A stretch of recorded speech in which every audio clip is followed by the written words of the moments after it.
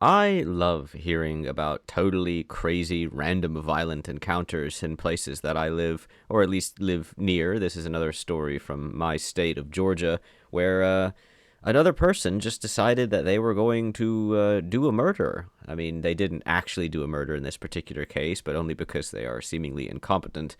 This man, Jamal Jenkins, 44 years old, way too old to be doing this kind of crap, sat before a Gwinnett County judge for a preliminary hearing on charges of aggravated assault, possession of a firearm during the commission of a felony, and reckless conduct.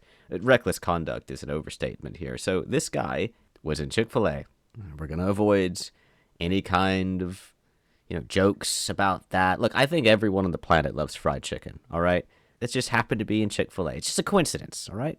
Now, this guy was waiting in line at Chick-fil-A, and there was another guy there. Now, I couldn't find anything about this other guy, but I'm going to assume that he's white. Because, for some inexplicable reason, Jamal decided that he was going to start insulting this other guy. He said he smells like cigarette smoke. This is apparently, according to the detective, this is how the conversation started, by telling someone else that he smelled like cigarette smoke.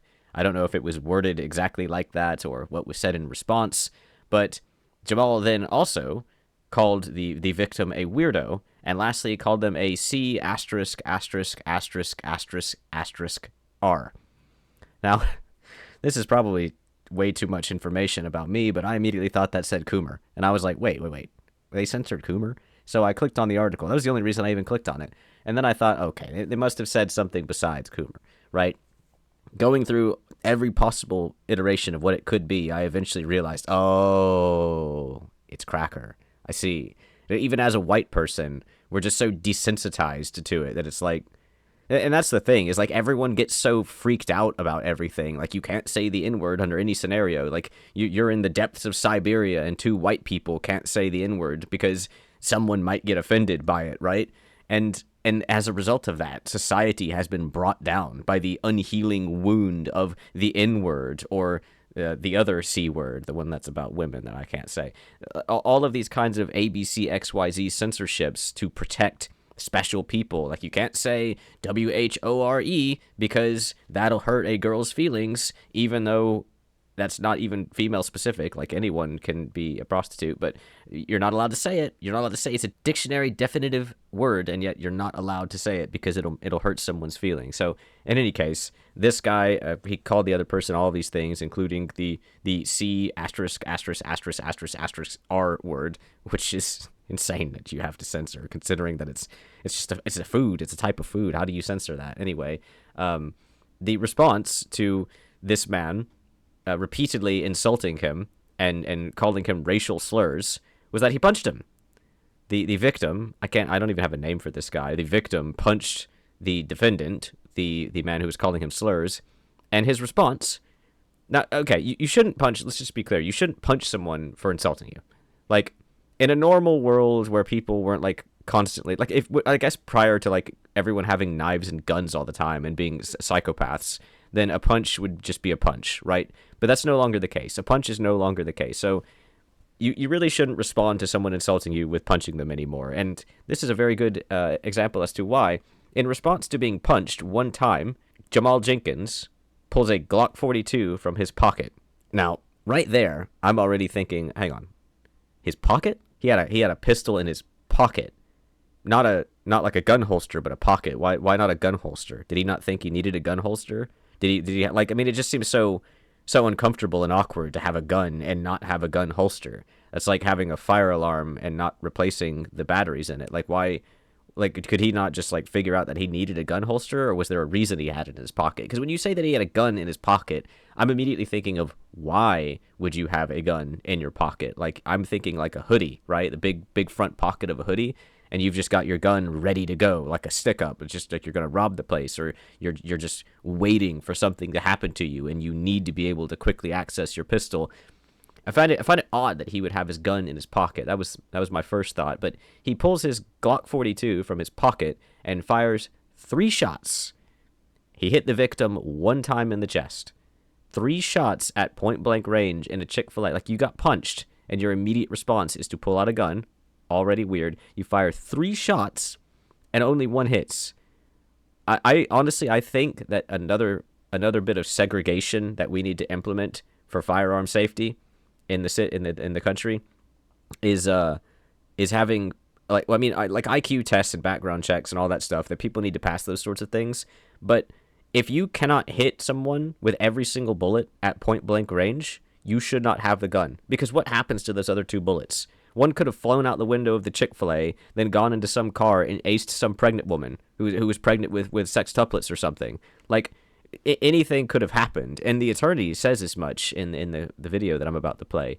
But yeah, he pulls out his gun in response to being punched, and he was punched because he just randomly started insulting somebody and saying racist stuff to them. And which is, I mean, that's great as well. You just go out to Chick-fil-A to get your food and some random person starts insulting you. It's not like he was even sitting next to him, by the way. They were in line. It wasn't like his food was being ruined because he was sitting next to someone who smelled like cigarettes. Like, they were just waiting in line to get food, and he felt the need to insult this person and then say racist stuff about him. So he gets punched. He shoots him 3 times, shoots at him 3 times, hits him once. And then according to the detective, the guy actually continued to chase him with the gun, and the only reason he didn't continue shooting is because the gun malfunctioned. So, like, what is the mental state of someone who goes out to get food and then feels the need to insult someone randomly, say racist things about them, and then when they get their just desserts, because, you know, even though I don't think that you should go around punching people, it was certainly a well-deserved punch, and his response is to empty his clip into somebody, and if not for the gun malfunctioning, the guy would be dead. Well, weirdly, Jamal had not fled the scene when officers arrived, or maybe they were just like right outside. I don't know. The defense attorney, Tiombre Calland, which is apparently a woman's name, Tiombre, she argued that Jenkins acted in self-defense after being struck first. Yeah, I don't think pulling out a gun and shooting someone for punching you is self-defense, though. Like, if the guy had a knife or something, then okay, maybe we've got some sort of drama going on. But instead he just got punched after being racist towards someone and insulting them for no reason. And he decided to pull out a gun. And it doesn't matter what the reason was. Like, you can't just pull out a gun because someone punched you, obviously. But the defense attorneys, and this is another one of my like wild, wacky beliefs, is that we should probably do away with most lawyers. Like, in certain scenarios, I think a lawyer is fine, but otherwise it's just someone taking a paycheck to lie on behalf of a criminal to get that criminal back on the streets. And everyone knows that they're a criminal, including the lawyer, who is, again, taking money to get a villain back on the streets. And this is our legal system, our justice system. Imagine if most of these people had to stand in front of a judge themselves and define why they should be back on the streets. Again, everyone needs to watch cop body cams. You ever listen to these people try and explain to a cop why the cop is wrong and the cop is racist and the cop is sexist and the cop is the villain and actually the person being arrested is the victim? That's the same crap they would say to the judge, and the judge would be like, "Oh, hell no, you're going away. Goodbye. But into the asylum you go." It would help so much, honestly. But anyway, Tiombre, the defense attorney, she told the judge that her client is not a flight risk. Okay, he apparently was still at the Chick-fil-A, so I guess he's not a flight risk. That he has no felony convictions. Oh, he does now. And that he would agree to a stay-away order from the victim and the restaurant. Now, look, if you had just shot me and continued to try and shoot at me, I wouldn't agree to a promissory note saying, okay, I promise I won't come over and shoot you.